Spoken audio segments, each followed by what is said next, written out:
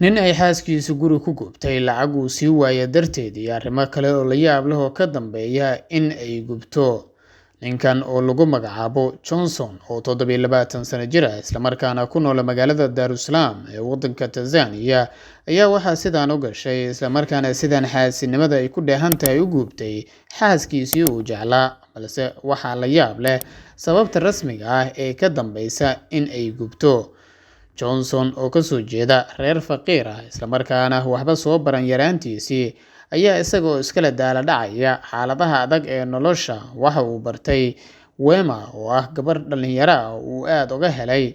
Waxa ay sheekaystaanba labadooda waxay isku qaadeen jacayl daran. Johnson intii Wema ay xiriir wadaagga ahaayeen waxa uu ka heli jiray isagoo iska dib jir ah daryeel aad u badan, taasi oo keentay in jacayl daran uu Johnson u qaado saaxiibtiisa Wema. Muddo dheer oo ay wada socdeen Johnson iyo Wema, midba midka kalena uu jacayl la noqday, waxay ugu dambeyn ku heshiiyeen in ay isguursadaan. Balse Johnson oo aan waxba haysan waxa uu u sheegay Wema in dib guurkooda ay ka dhigtaan, balse Wema ayaa dalbatay in baahida iyo duruufaha adag ee haysta ay ku qaadanayso Johnson, keliyana ay u baahan tahay in guri uu geysto oo aysan ku xireynin wax qarash ah. Johnson oo reerkiisa ay degan yihiin tuulo duleedka ka ah magaalada Dar es Salaam, ayaa waxaa tuuladii uu ka dhistay qol caws iyo qoryo ka samaysan ama mudul ah. Wema ayuuna halkaasi ku guursaday geystayna.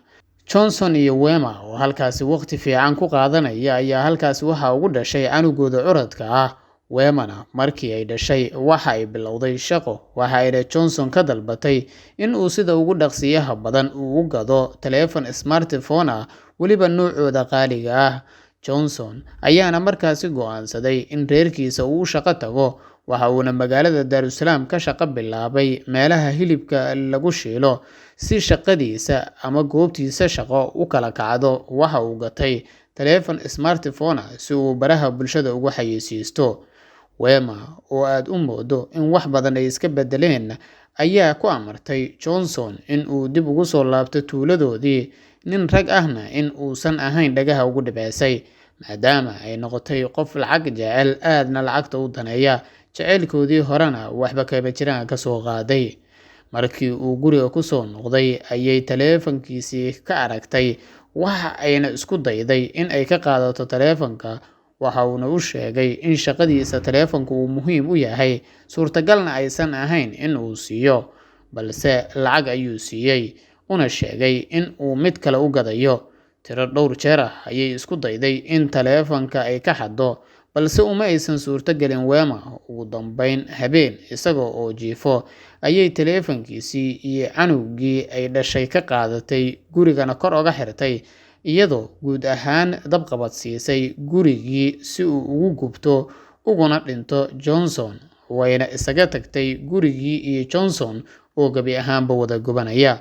Johnson oo dabku gaaray ayaa si dirqi ah kaga badbaaday, gurigana dhinac ka jabsaday oo isagoo ka guban madaxa iyo xubno kale oo jirkiisa u cararay isbitaalka. Walaalihiis iyo waalidkiis ayaana dabiibeen, sidaasina waxa ay ku kala tageen. Wema oo ay isjeclaayeen balse bahal ku noqotay.